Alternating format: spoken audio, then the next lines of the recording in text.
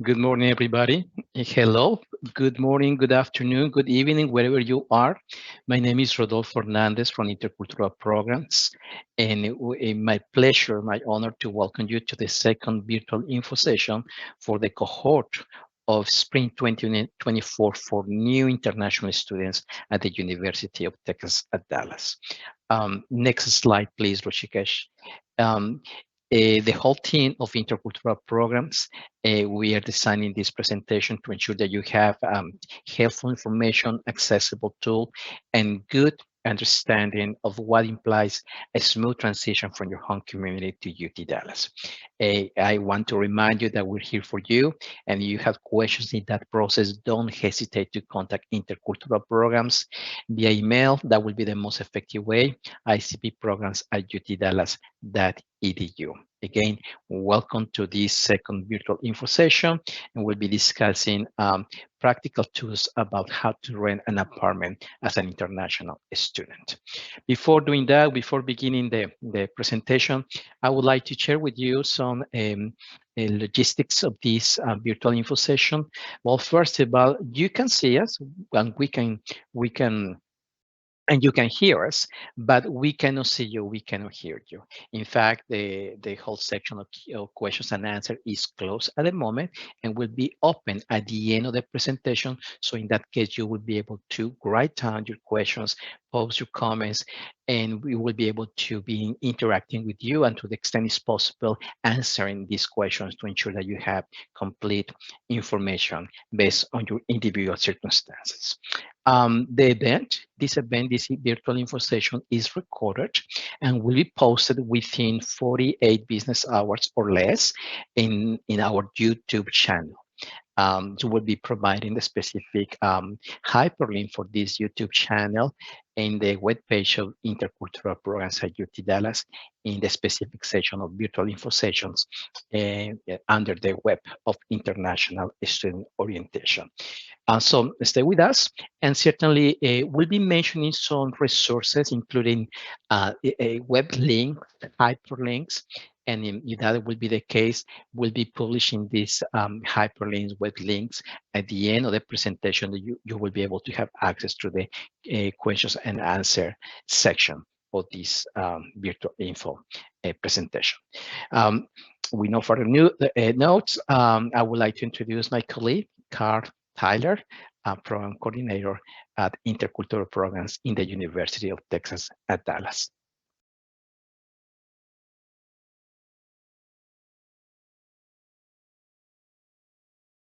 Hello, good morning, everyone, or as Rodolfo mentioned, good afternoon, good evening, depending upon where you are, as many of you are joining us from around the world. My name is Carl Tyler, and I'm one of the two program coordinators here in Intercultural Programs at UT Dallas. And our office is the one who's hosting all of these virtual information sessions. And as Rodolfo mentioned, this is the second session on how to rent an apartment as an international student here at UT Dallas. This is a very important session because it's a very important topic about securing an off-campus apartment, and doing so is a basic need to any new international student, just like yourself. Now you might be thinking, why dedicate an info session to off-campus housing as opposed to on-campus housing? And the answer is simply that securing on-campus housing can be very challenging. I want to be very simple and direct with you in saying that the demand for on-campus housing is much higher than the supply. And while you might be wanting to apply for on-campus housing, and you're welcome to do that, the likelihood that a space will be available to you is low. So even if you do decide to pursue that course, I'm going to use an idiom. Our team, our baseball team, won the World Series this week. So I would say cover your bases, which basically means that prepare for all possibilities. So even if you think you might want to apply for on-campus housing, we suggest that you start the search for your off-campus housing and pursue all options. So renting an apartment, as you can imagine, needs planning and knowing the different aspects that you'll need to consider to help you in your search. And that's the purpose of this information session, to give you all the guidance and the resources that you'll need to make your search as efficient as it can be, but also as easy as it can be. And the process and the legal aspects may be a bit different in your home than you're in your home country.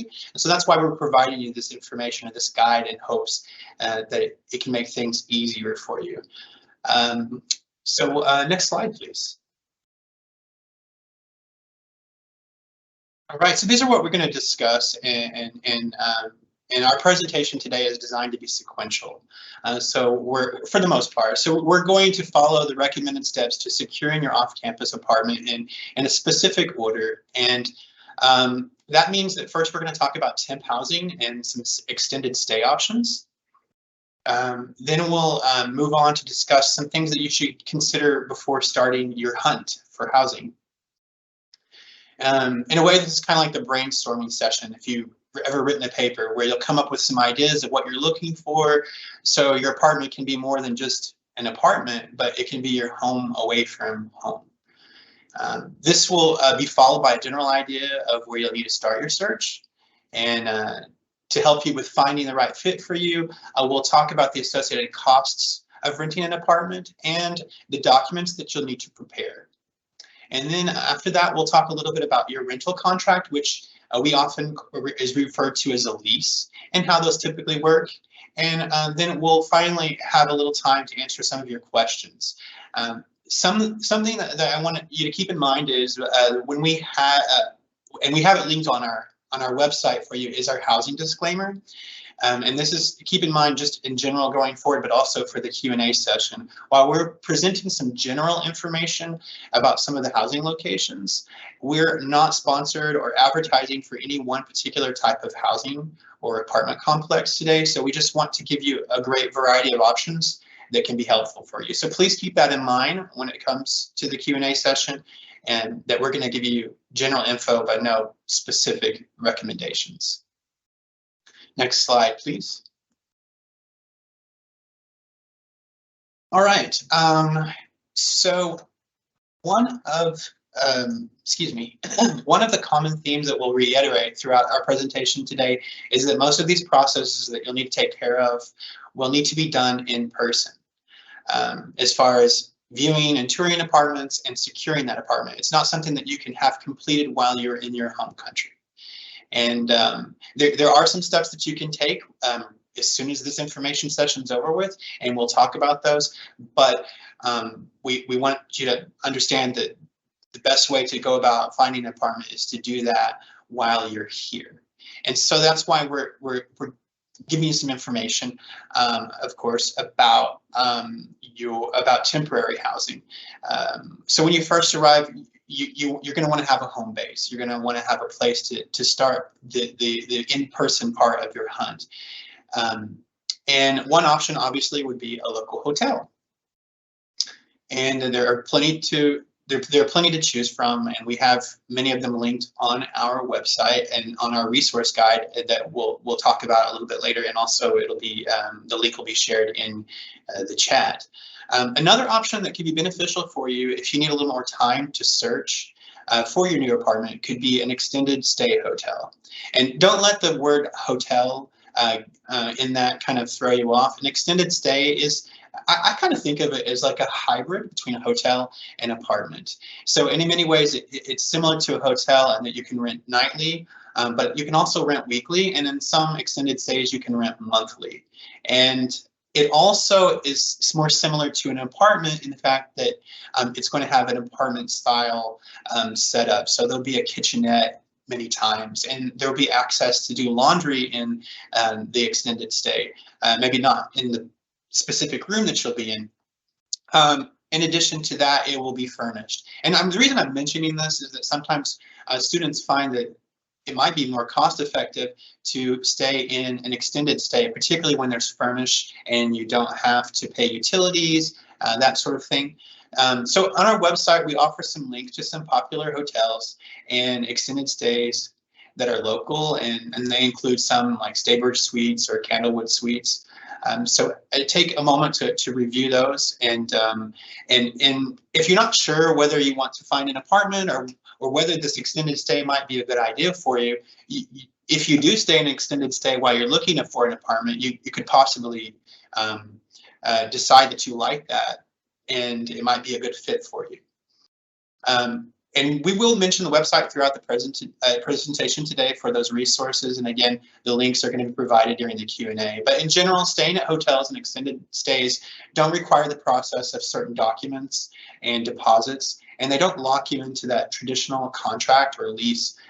So these are options you can consider while you're in the process for looking for an apartment, or in some situations, maybe instead of looking for an apartment. All right, next slide. All right, so now we're going to talk about some things to consider. This is that brainstorming session, and this is what you can do while you're in your home country.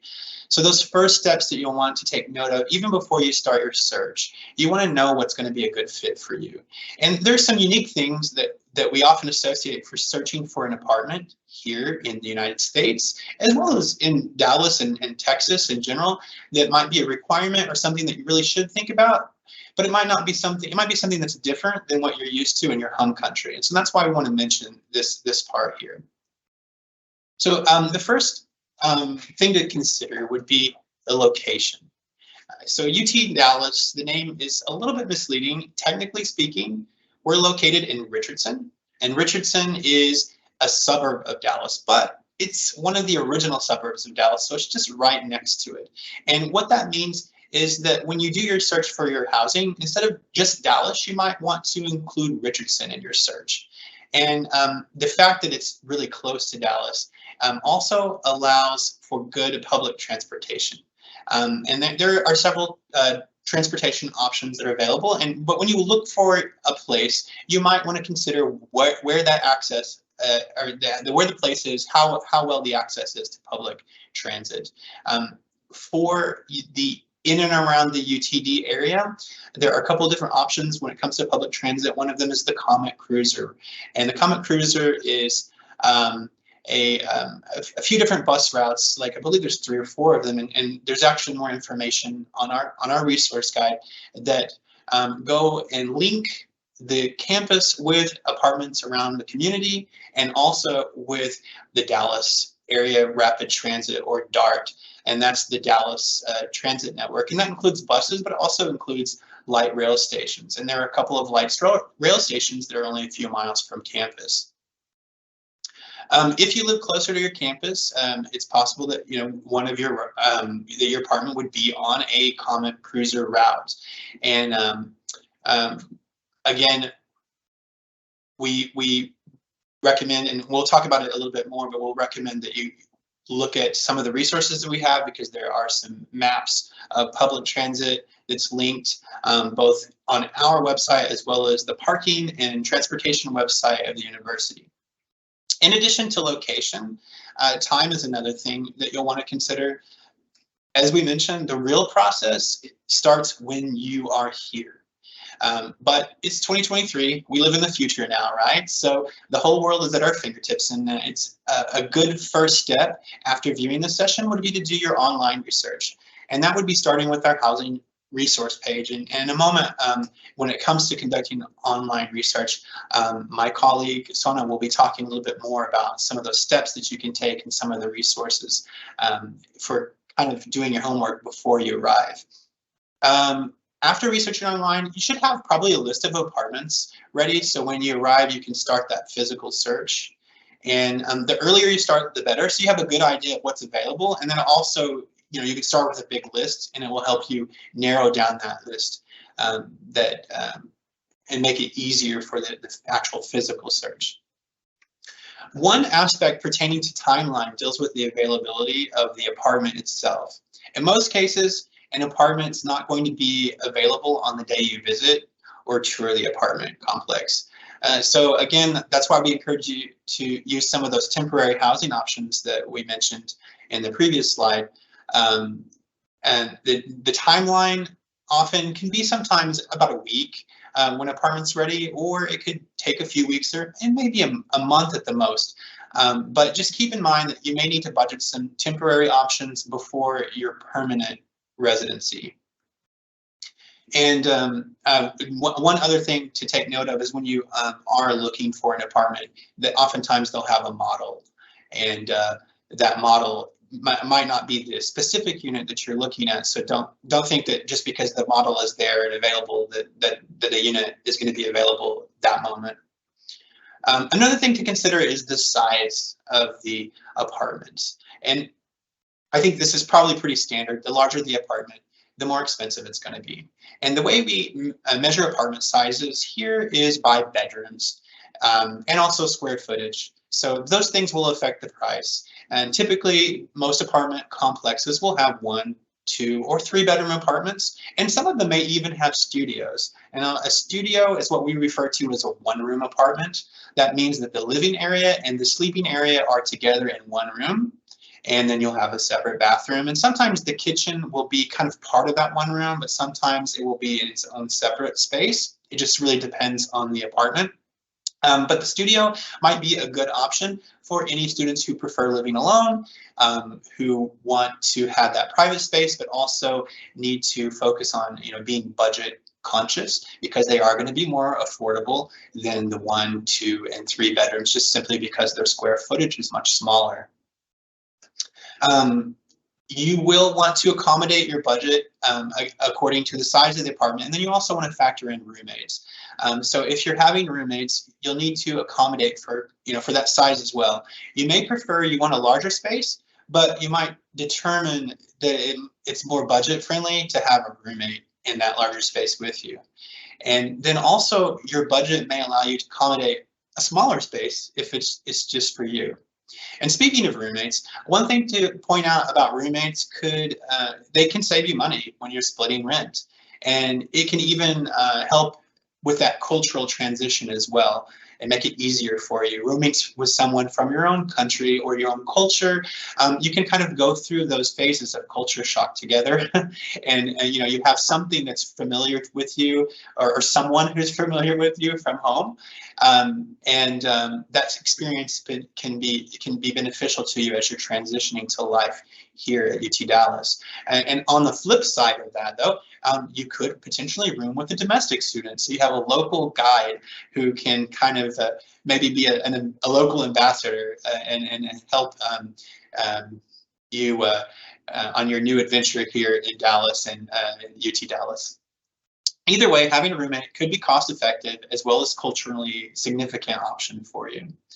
Keep in mind, a very important thing to point out is that anyone living with you has to be on that lease or that rental contract that I mentioned.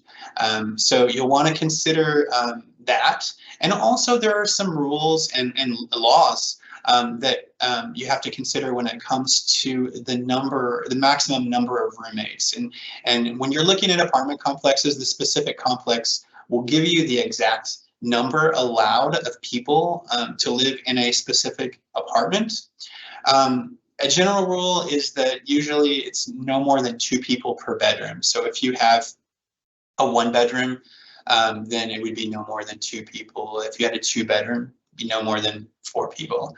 But for specific information, you want to talk to the apartment complex or the landlord about that. When it comes to searching for a roommate, good sources for that would be the UTD mobile app. We, I think, mentioned that in the previous information session, and you'll need that app when you go through international student orientation in person on campus. It's a great resource because there are forums and chats for students looking for roommates, and you can also post in there as well.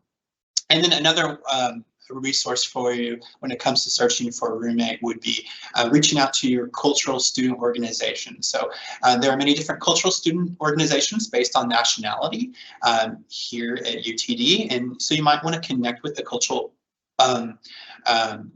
student organization that is based on the nationality of your home country and connect with some of the students who are currently living here. So, other international students who have gone through the same process as you would be a great resource. Even if they're not roommates, that'd be a great resource for helping you to find and secure that housing. All right, next slide, please. Okay, and no, that's not all the things you need to consider. There are a few more. Let me see, make sure I'm in the right page. Okay, one of them would be furniture. Unless stated otherwise, most apartments in this area and in the United States are unfurnished. Even if you go to look at an apartment, you go to look at one of those models, sometimes they're gonna make it look nice and fancy. They're gonna put all the furniture in there. You're gonna put decorations, sometimes photos in there, because they want you to see what it looks like, when it's nice and homey. And just keep in mind that chances are, unless they specifically and explicitly say that it's furnished, that it is going to be unfurnished, with exception to those temporary stay options like extended stay hotels. They will be furnished. But when it comes to furniture, some popular stores that have budget conscious furniture in and around the Dallas area might include IKEA, Target, Walmart, and you can arrange to have the furniture picked up or delivered. If you are interested in renting furniture, because that's an option as well, it can be a little bit pricey, but it's also recommended to consult with the property manager to find options for that, because they may only allow specific furniture rental companies. Another good source would be Facebook Marketplace. And you can arrange to have stuff delivered, but oftentimes people meet to acquire those things. And so I don't want to jump quickly to safety, but just FYI, do your homework, and obviously never meet in a private place. You want to make sure that you meet in a public place if you're going to acquire any kind of furniture or anything for that matter. Next would be the amenities. Amenities are going to be all of the additions, all of the benefits from living in your apartment complex or your community. And when it comes to amenities, you might want to think about, like, what is necessary, like what do you really need versus what's nice. So some examples might include, do you need an in-unit washer and dryer, or maybe just a hookup? A hookup would allow you to purchase your own washer and dryer. Or are you okay with doing your laundry maybe once a week in the laundry facility at the apartment complex? Another amenity to consider would be gym or a fitness room. Also, does the apartment complex allow pets? Nowadays, most of them do allow pets, but there are some fees, and we'll talk about that in a little bit, associated with having pets. Do you have a vehicle? If you do you want covered parking for your vehicle? The weather here in Texas can be rather aggressive sometimes, so having some kind of coverage of your vehicle might be something that you want. Another might be whether or not you want it to live in a community that's fenced in or gated, or maybe access to specific internet companies. So there's a lot of things that you might want to consider. Even a new luxury apartment might have sort of valet trash service versus you having to take your trash out on your own. And so all of those things are going to have costs associated with them. And some of them are things you just can't live without. And some of them are things that you might think, well, that's nice. But, you have to weigh that when it comes to the price that you're wanting to pay. And another factor that you might want to consider, or that you need to consider, is safety. One other thing that affects the price, aside from size and how new or nice it is, and all of the amenities, and then also location. One of the other things that might affect the price might have to do with how safe it is. So you might find something that's a very good price, but it might not be in a safe neighborhood or a safe area. And we'll have links to some crime statistics from the Richardson Police Department on our apartment resource page. So be sure to look those up as well. And one of the other things when it comes to safety, I mentioned amenities being a gated community. Typically, communities that have gates that that only residents can have access to get inside, they tend to be safer communities. But again, there's also going to be maybe a price increase because of that additional amenity. One of the things that you want to make sure is to avoid are scams. And unfortunately, international students can be targets for scams. So a good rule of thumb is that if something sounds too good to be true, then it's probably too good to be true. It's probably a scam. And this is especially important when you're first arriving. Do not pay rent with cash. You want to have a paper trail. you want to have documentation. And then once you move, there might be once you move and you get settled into your apartment, there might be a way to pay your rent online, but then you'll have your bank account, so you'll have that digital paper trail. You'll have that digital way of documenting everything. So just don't pay a rent with cash. That's a really good rule of thumb. Aside from the fact that there's no paper trail, that's a lot of cash to be handling on your person at once. So please don't do that. Another thing would be to never rent an apartment that you haven't seen in person. Make sure you visit the community before you agree to that. That's why we say that we want you to see that apartment, and why we say that we want you to, that you won't be able to secure that apartment until you're here at UTD or here in Dallas. And lastly, I think we have some the UTD Police Department, and this is something that will be on their website. It might be on ours as well. They have some recommendations for avoiding scams. So that might be a good resource to look at, not just while you're looking for an apartment, but just in general. All right, well, it does it for my portion of today's presentation. So now I will let you speak with my colleague, Sona, and thank you for your time. All right, thank you so much, Carl. Hello, everyone, and thank you again for joining our session today.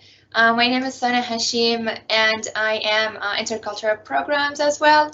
So next, in our next topic, I would like to discuss with you and to go over some tips and suggestions that help you to find the apartment that you need. Well, my first tip for you today is to check UTD pre-arrival resources that we have on our webpage. This is where you can learn more about on and even off-campus housing options. If you decide to rent off-campus apartment, there will be a list or a guidance that will help you with your off-campus search. So we will put that link in the Q&A section today, so you can visit and explore more to get more information. Our pre-arrival resource page actually has a list of apartments that is located within a 3-mile radius of the campus, and as well as a link of off-campus housing database service as well. My second suggestion for you is to use apartment search sites. There are actually a number of apartment search websites that we can use or allow you to search for apartments, but I do highly recommend to use apartments.com, so you can search for the apartment you're looking for, and of course you can filter the results by your budget, the price you want, for example, number of bedrooms, specific area you're looking for, zip code if you want to be like close to the UTD or a little bit far. So you have so many options, and definitely other criteria that you can filter your search by. So once you have time, please feel free to visit apartments.com to explore that website and to find some good options there. And the other option that you have is to hire a realtor. So the realtor is the licensed real estate agent here in Texas, in Dallas. So the real estate agent who actually can help you to find apartments that meet your needs and especially your budget.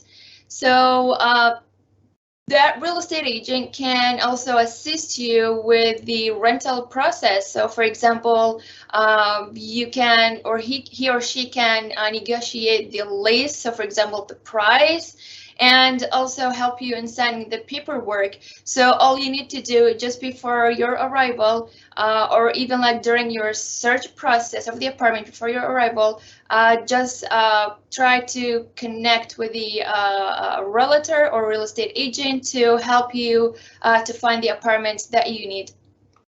And it is actually very helpful for you as international students to hire a realtor, because it will help you a lot to search, since they know better about the city and about even the neighborhoods. And if you would like to find an apartment in good neighborhoods and with a high rate, for example, let's say. So again, all you need to do is to schedule an appointment prior your arrival, and then you can discuss your needs with the real estate agents, and then from that you can get together and have more discussions based on your needs. But I would like to mention that some realtors will charge you for their service fees. So, for example, if you hire a real estate agent, he or she will charge you for fees for doing the service for you. But we do have, like, instead other realtors will get paid through the apartment complexes themselves. So I would highly recommend, before hiring a realtor, to ask who will be in charge of paying their service fees. Right. So next slide, please. Awesome. So next, we will be talking about the costs of renting an apartment, and what you will be in charge of, in addition to the monthly rent of the apartment. Well, first of all, utilities. So utilities are the basic services that are used, like in all apartments, such as water, gas, electricity.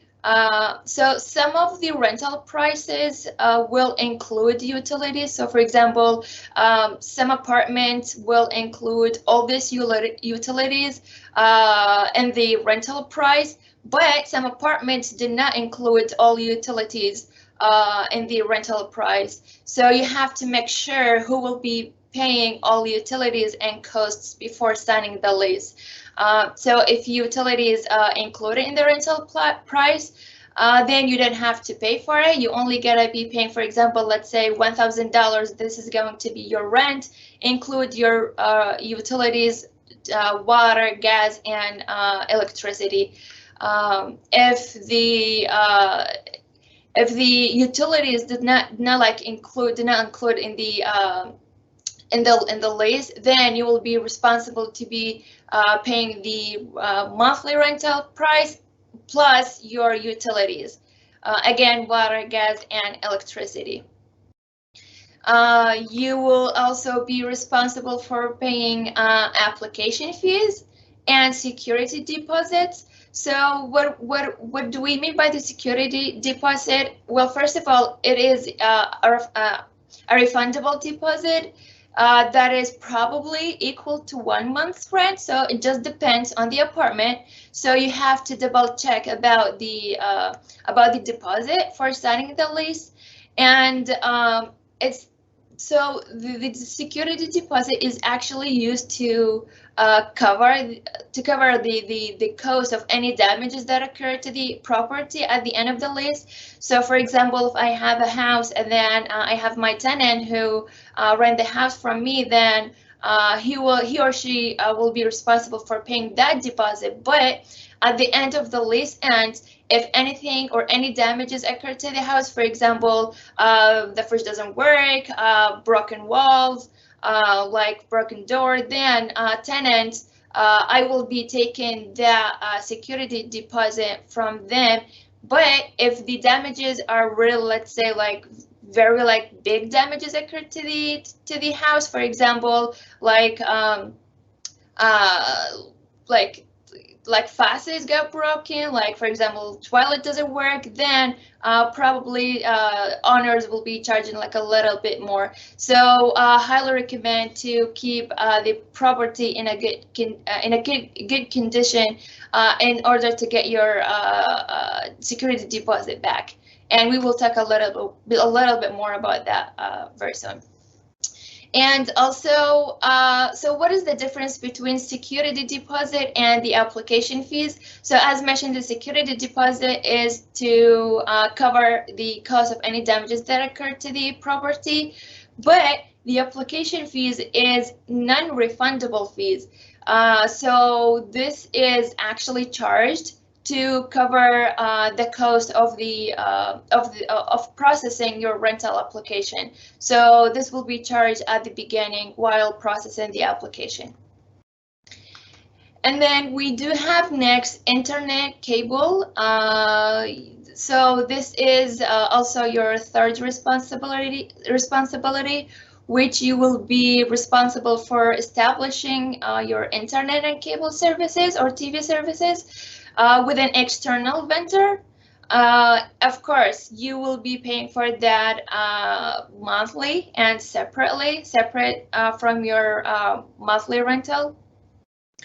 So I would highly recommend to ask the property manager or the landlord about what services or about what service providers are available for that area. So, for example, I live in an area that Xfinity provider would work better than Cox, because if you get like in an area that the Wi-Fi provider does not work very well, then you will be having a lot of internet difficulties, probably going to be like disconnected.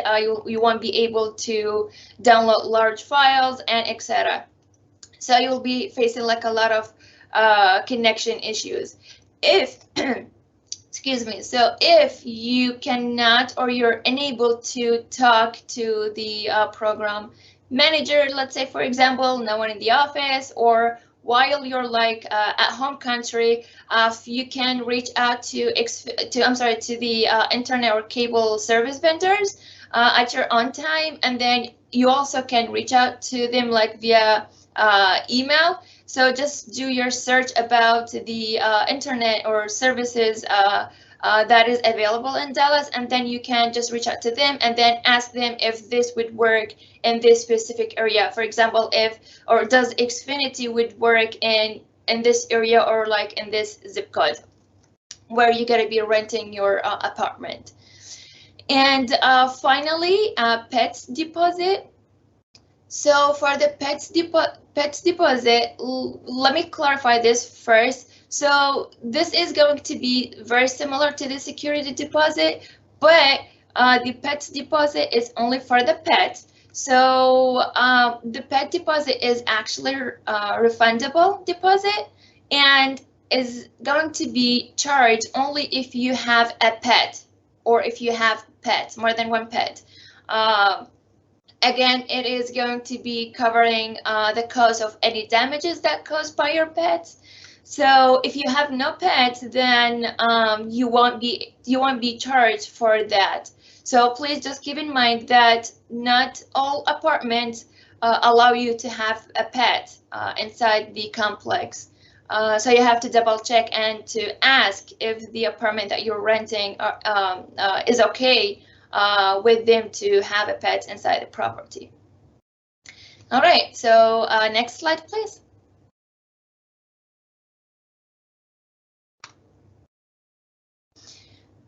Okay, so here is a list of documents that that would consider important in the process of renting an apartment for all international students. So we will go through these examples or these documents as an example. For example, the first one, a copy of your passport or visa. So like many landlords or property managers would ask you during the application process to prove or to give a copy of your passport or visa to identify or to verify your identity. So this is the first document that you might expect to be provided to the landlord during signing the lease or the application process. Second, your I-20, which is a document that issued by your school or by the school to prove that you're a full-time student and are legally allowed to stay here in US. So this is one of the other essential documents that you may be asked to provide. If you have a social security card, you need also to provide that to the property manager to verify your identity. But as international students, you don't have a security or social security card. Instead, you may just probably ask you to provide a copy of your passport, visa, and etc. It just depends from apartment to another. And also, you have to provide or to prove that you have a good credit history. So what do we mean? What do we mean by credit history? I mean, probably like international students don't have like credit here in US because they're just barely joined or come to US. So credit history we'd consider as the background of the tenant. So for example, if I have a property and I would like to rent it to a tenant, I will run their credit to check their credit history. If they have a great credit history, which means they're paying all their bills online, they have no issues with like financial issues or etc. or anything that been reported to their credit, that means they have a good credit. So I feel comfortable in renting my property to them, because I will trust that they will be paying the monthly rent online, and any damages will occur to the property, they will be taken care of. But if they have a bad credit, then I won't feel comfortable in renting my property to them, because I know that they will not be taking care of it, because they have a bad credit that been reported previously from, for example, previous owners, companies, and etc.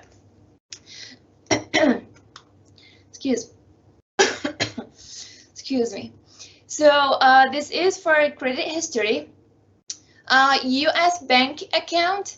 So a lot of landlords or property managers would like to get a proof of US banking account, just to use as a proof of income. So again, for example, if I have a property and I want to rent it to a tenant, then I have to check their banking account to see if they do have like a specific, not exactly a specific, like in general, like an amount of money in their account. If so, then I will be feeling comfortable to rent my property, because they do have like amount in their banking account. So I have to run their banking statement. Speaking about banking statement, please feel free to visit our webpage and look for post-arrival resources page to learn more about how to obtain or to get a US banking account. Either we have Chase, we have Wells Fargo, and etc. Also, I would like to mention that as an international student, you may be required to get a guarantor or a cosigner. So what do we mean by that? A guarantor or the cosigner agrees to be responsible for the property. And what do we mean by that is the cosigner or the guarantor is the person who agrees to be legally responsible for the rent if you're unable to pay it. And that would include, I mean, that could be your parent, family member, friend, etc., like a person you trust or a person that trusts you to be your cosigner. So for example, again, if I have a property when I rent it to a tenant, the tenant did not pay me my rent, my monthly rent, for example, for a month or more than 1 month, then I will reach out to the cosigner, because the cosigner just signed a document stating that he or she will be the cosigner of this tenant. So the cosigner will be obligated to pay the rent for me instead of the tenant. So this is often required for international students who don't have credit history here in the US, when you have the cosigner, you will need to complete and sign an agreement. So this agreement will state that they are legally responsible for the rent if in case if you're unable to pay the rent. So again, it's so important to double check with the apartment's property manager and ask them about the types of documents that they are requiring to process your rental application. Again, because required documents are different from property to another. So the first thing that you need to double check is to double check what types of documents they're asking for. All right, next slide, please.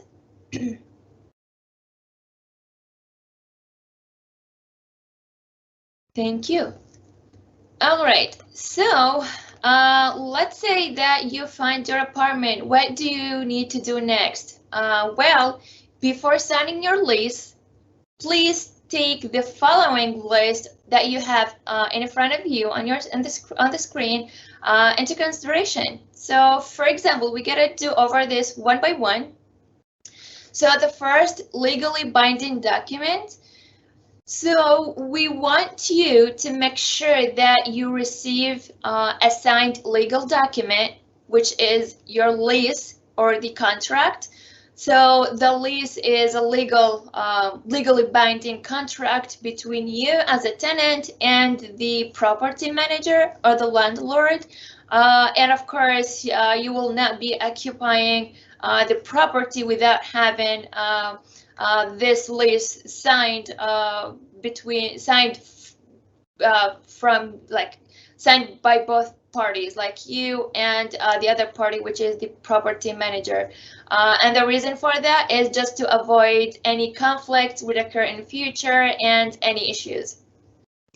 Second, visit the apartment and meet the landlord before signing the lease. As Carl mentioned previously, so it is important to see the apartment in person instead of doing so virtually.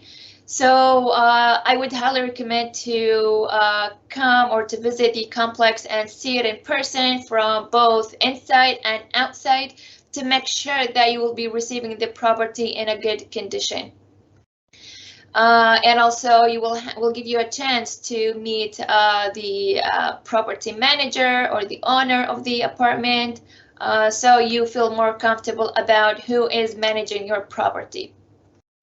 And then third, most apartments require proof of renter's insurance prior to or at the time of signing the lease. So renter's insurance actually protects you from financial losses due to fire, theft, or other covered events. So it's important to have renter's insurance, even if it's not required by the property manager. And the leasing term, this is the most important part that I would like to talk about. So if you're lease stating that you should be occupying the property for 6 months, then at the last day of the 6 months, you have to be leaving the property. If it says for 1 year, then you have obligation to occupy the property only for 1 year. So you have to pay attention to the lease term and any other requirements that the lease is required, or even the property manager. If you need to break the lease, so for example, if you have 1 year lease, but after 7 months occupying the property, you want to break the lease, you will be responsible for paying extra fees. We would call it like charge fee. So it's extremely important to check or to double check that you have the timing on the lease. And finally, even if your lease is about to expire, you still required to give your landlord an advance notice before you move out. And this would be or usually like 30 days notice. So the reason for giving the notice to the landlord or the property manager is I mean, there are several reasons, but for example, one would be you will give the property manager to find like another tenant, or you will give you like opportunity or like extra time to fix the damages that already been occurred to the property, so you can get your deposit back, and etc. So if you don't give that 30 days notice, you might be charged for extra fees, or even you can be sued for breaching the contract. So you are obligated by the law to give 30 days notice before leaving the property. All right, next slide, please.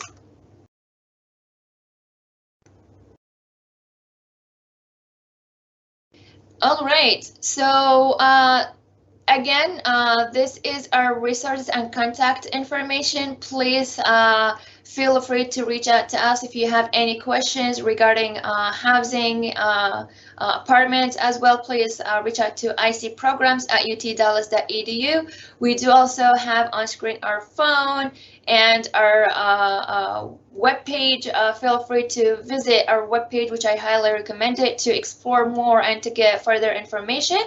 And finally, we do have our office on screen, which is we're located at SSB 3.022. Next slide, please. All right, so next we will be taking your questions, and we will be happy to answer all of your questions. But before we're doing so, I will just pass it on to Rodolfo. Thank you. So thank you very much. Rishikeshi, you can present the previous slide, so the contact information intercultural programs remains there on the screen. Thank you, Carl. Thank you, Sona. This has been very comprehensive information. I know that for many of you, this is a lot of information. I would like to clarify two pieces right here in the context of this intention for you to have helpful and practical tools to smooth your transition to UT Dallas, to the UT Dallas community and surrounding areas. Number one is that don't feel that you are going to have credit history in the United States as soon as you arrive in landing in the United States. Credit history, some apartment complexes may request evidence of credit history.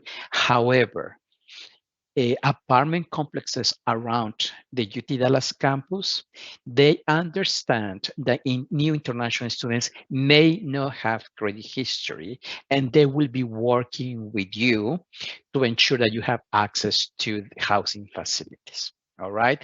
So please keep that in mind. Don't really anticipate that this is going to be an absolute requirement to apply and to be successful to have access to off-campus apartments. So you will be building your credit history once you're here, and certainly you will be obtaining guidance and specific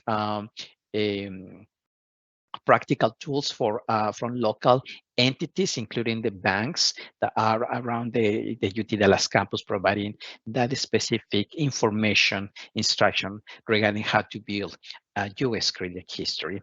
And the second piece I would like to as well to provide some emphasis in terms of what Sauna has been explaining for the specific lease, the specific contract between you and the lender, is that once you have the document, the contract, the lease, review the content of this document. All right. Ensure that you understanding the clauses of this contract, because ultimately you are going to be responsible for the commitments that are reflected right there in that contract with your signature, and in some instances even with the signature from a guarantor or a cosigner. So ensure that you have full understanding, and certainly the fact that you may have a local network, and that's a great recommendation from CART. If you go to the UT Dallas mobile application, you can present questions to the UT Dallas community, and you will be meeting virtually current international students at UT Dallas that may provide some personal recommendations, guidance, tips to enhance your success for renting an apartment off campus. The section for Q&A, the column for Q&A, questions and answers in this virtual info session has been opened. And I really appreciate the support from Ruchikesh, who is publishing. Here's some helpful links that have been mentioned during this presentation by Carl and Sona.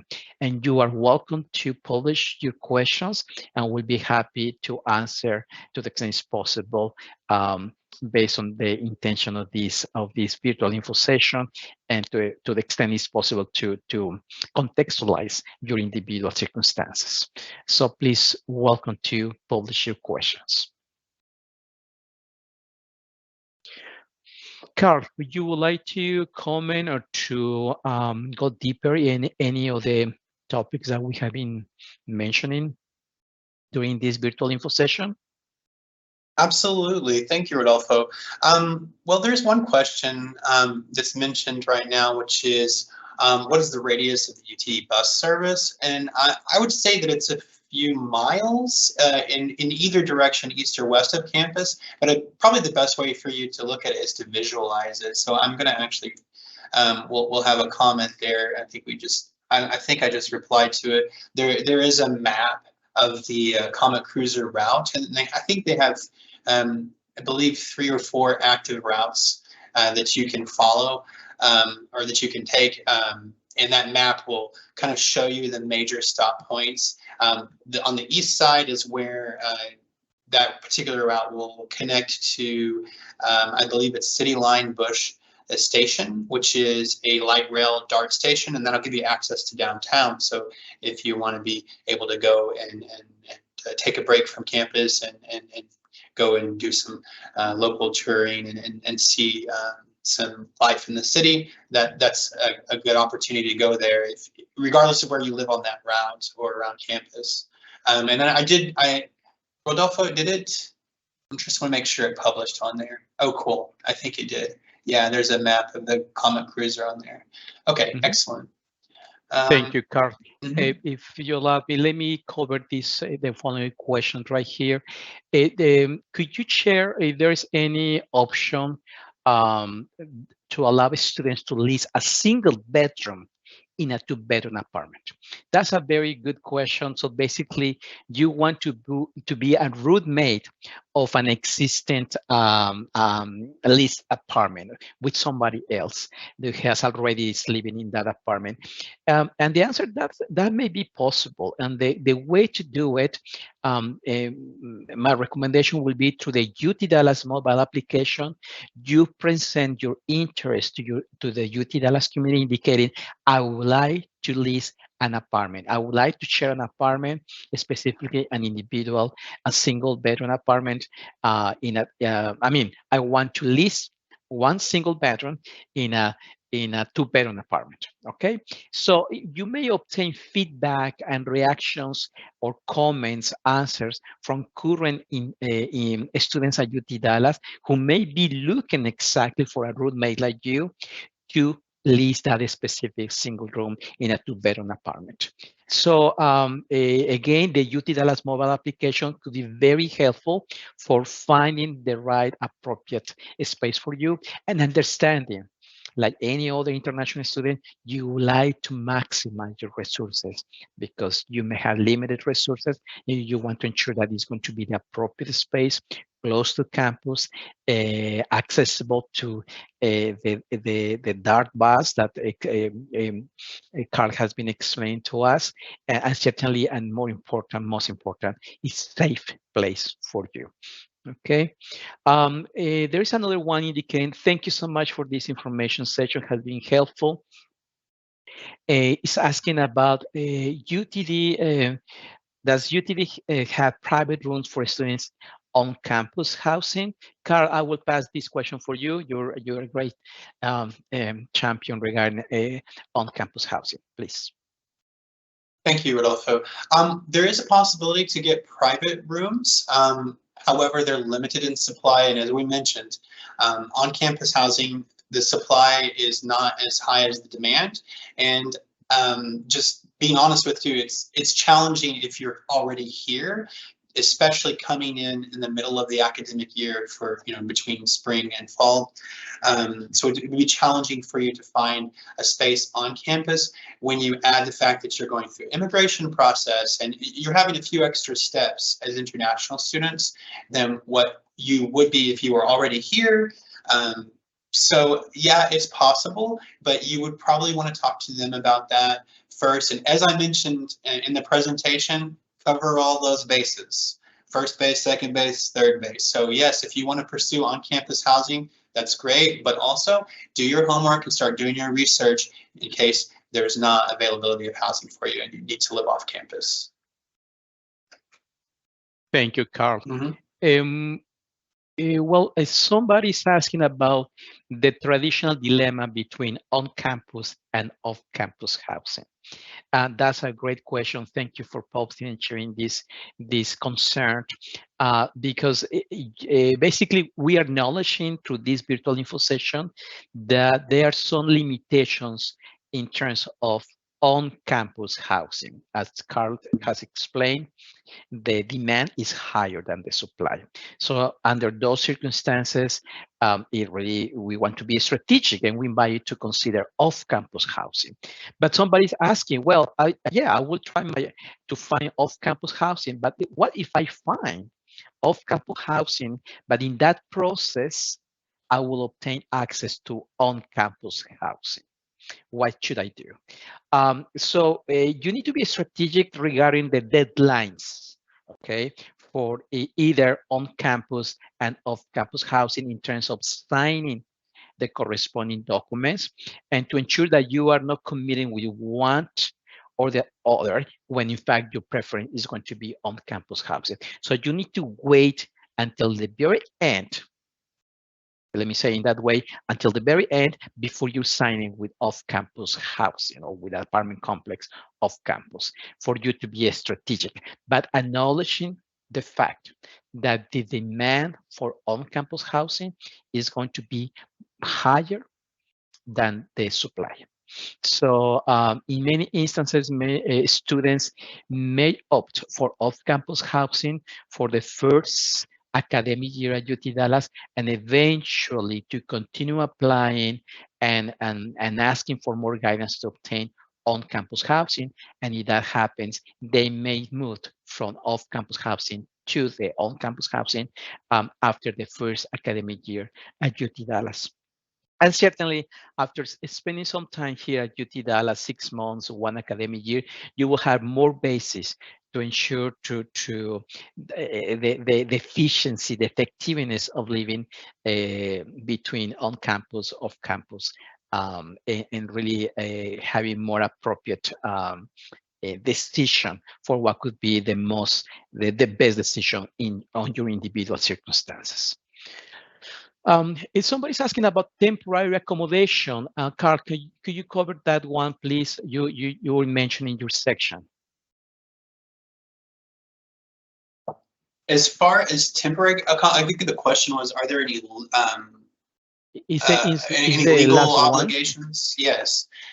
So the temporary accommodations that we mentioned today have to do with the extended stay hotel. And again, that's like a hybrid of a hotel and an apartment. So it's an apartment style living, but the arrangements are more like a hotel. So you're not signing a rental agreement, you're not signing a contract, right? It's just either you can rent it nightly or you can arrange to rent it weekly. Sometimes it just depends on the particular company and the specific location. You can even rent it monthly. And typically the longer your term is, the less expensive it will be. It's going to include all of the utilities, just like, a hotel is not going to charge you for the utilities. And but it's going to be more of like almost in many cases like a studio apartment, where it's a 1-room apartment, but there's a kitchenette provided, and it's going to be fully furnished. I don't necessarily know about legal obligations for it. I will say that there's no contract or no lease required. So if it's not a good fit for you, you're not locked into that lease term, which could be 6 months. Typically, most leases in in Dallas area are about a year to 13 or 14 months sometimes, although they can be shorter. And so I think that's a good option for you to try, maybe, if that's what you're thinking. And then if it's not a good fit for you, at least you can quickly pivot and move to renting a traditional apartment and getting into one of those leases. Thank you, Carl. There is one more question related to on-campus housing that you may address as well, please. Basically, if they are obtaining university housing, will a roommate be assigned to them? That's number one. And number two, on-campus housing includes water bill, internet? Okay. Well, the first question, as far as a roommate being assigned to you, the short answer would be yes. If you live in, if you end up being in a space where that's not like a single occupancy space. So if you're living in the residence halls, which are only for first year undergraduate students, by the way. So I don't know your particular case, but those are basically 3-person suites. So you would have 2 roommates if you lived in the residence hall and you were a first year undergraduate or freshman. If you are a graduate student, or if you're second year or more, you have 2 options, which would be University Village, and then there's also another one called Canyon Creek Heights. And depending upon the specific apartment that you were assigned, that would just depend upon whether it was single space or not. And then the other part of the question, I forget what the other part of the question was.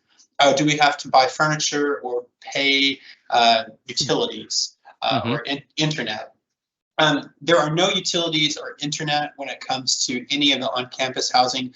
They're included in the fee for housing. So that's one of the benefits for on-campus housing, is that you don't have to, you just pay one student, one fee for the space per semester. And then that's also another benefit, is that it's included on your student bill. So you're not paying more than one place, you're just paying directly to the bursar. As far as furnishings are concerned, it really depends on the housing. University Village, which is more like a traditional American apartment style complex, it is not furnished. You would need to bring your own furniture. Canyon Creek Heights, which is then our newest residence hall facility, that you would have to, or that would be furnished. And also, if you're a freshman and you're living in the dorms, basically the residence halls, that would also be furnished. Thank you very much, Carl. Well, with that, I think we're covering all the questions and reacting to the observations published in the question and answers section of this virtual info session. Sona, do you have any final remarks, recommendations for the students? Yeah, definitely. Well, the only thing that I would like to mention again, please, I know like this is a very hard topic, and sometimes students feel like don't feel confident in like signing the lease, or like probably like the process gonna be take a longer than expected for looking for houses, either like on campus or even off campus. But please, if you have any questions or concerns, please reach out to our office. We will be so happy to assist you. And if we cannot answer your question, of course, we can direct you to our colleagues from the housing department to have all your questions been answered. Thank you very much, Sona. On behalf of the Intercultural Programs team, Carl, Sona, Ruchikesh, Leticia Samarripa, Director of Global Engagement, myself, Rodolfo Fernandez, thank you very much for attending. As mentioned, we'll be publishing this virtual info session in our YouTube channel. It should be published within the next 24, 48 business hours. And as Sona has mentioned, don't be shy. We're here for you. We want to ensure that you have what you need to smooth your transition from your home community to your new community, which is going to be UT Dallas community. The ICP team looks forward to hosting you on campus soon. Thank you very much.